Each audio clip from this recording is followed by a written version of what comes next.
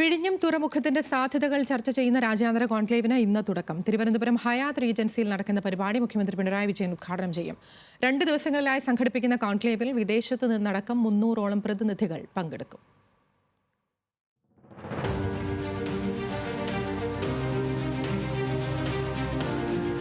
രാജ്യാന്തര തലത്തിൽ ശ്രദ്ധയാകർഷിച്ച വിഴിഞ്ഞം തുറമുഖത്തിന്റെ ഭാവി പദ്ധതികളായിരിക്കും കോൺക്ലേവിൽ പ്രധാനമായും ചർച്ചയാകുക. ഇതിന്റെ ഭാഗമായി വിദേശ നിക്ഷേപത്തിനുള്ള നിരവധി ധാരണാപത്രങ്ങളും കോൺക്ലേവിൽ ഒപ്പുവെക്കും.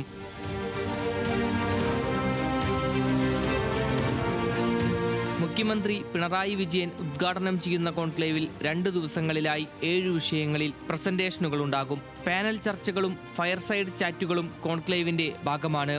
വിദേശത്ത് നിന്നുൾപ്പെടെ 300ഓളം പ്രതിനിധികളെയാണ് കോൺക്ലേവിൽ പ്രതീക്ഷിക്കുന്നത്.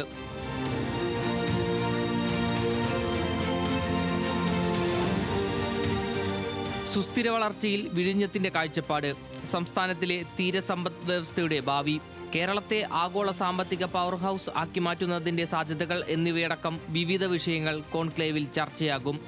ന്യൂസ് മലയാളം, തിരുവനന്തപുരം.